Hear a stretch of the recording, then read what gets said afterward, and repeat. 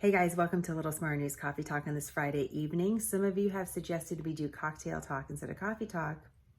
Might work in this case. Take a look at this room. We're preparing for our move, and this is the cleanest room in the house. So here we are.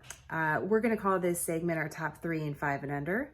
I have 3 children, 5 and under, so I think that's appropriate. So why don't we just launch into the top 3 stories I think you need to know for this week. The first one being what's going on with the impeachment inquiry. We haven't covered the play-by-play a lot on Smarter News, and there's a reason for that. One being that most of the information that we're hearing about this process is happening behind closed doors. It is the right of the House Democrats who are leading this inquiry to have testimony behind closed doors. It's also the right of Republicans to criticize that and say that this entire inquiry is happening in secret.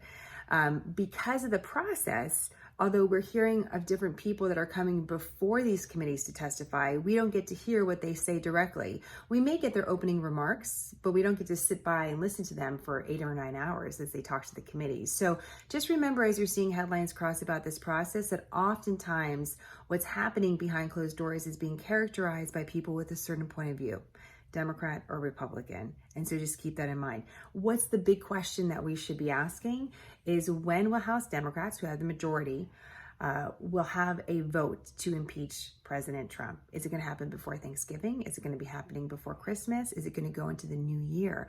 Are they going to decide never to vote to impeach President Trump, which is a possibility, slim, but it's still a possibility. The reason why we're watching that is not only because it would be historic if that's the case, that they vote to impeach the president, but it would move this process to the Senate, where there would be an impeachment trial. An impeachment trial is public, and we'd be able to hear directly from the sources. So that's just something I want you to keep in mind as we continue to watch this play out. Second story you should know about this week is Afghanistan. And I like to start talking about Afghanistan with those who made the ultimate sacrifice. And what you should know about what's going on this year in Afghanistan is 17 American soldiers have died. That's the highest number in 5 years, since 2014. And the year's not over yet. So we had some surprising news this week. The commander in Afghanistan announced that we've actually been withdrawing forces. So it's commonly understood that we keep about 15,000 U.S. forces in Afghanistan, but he says we're closer to about 13,000. And those few thousand troops came from our command center, most of them the command center in Kabul, so not necessarily those that are out in the field helping to advise or support Afghan forces on these operations. But still, it's notable. And one of the reasons why it's notable, and we're watching the withdrawal in Afghanistan, is because of what we saw in Syria and the sudden withdrawal or movement of U.S. forces in Syria, and what sort of chaos that created in that particular area. Remember, when we moved back from northern Syria, who moved in? Turkey, Russia, the Syria government. So the vacuum that was created was filled by countries that are not necessarily allies of the United States. This is one of the reasons why we're watching what's happening in Afghanistan.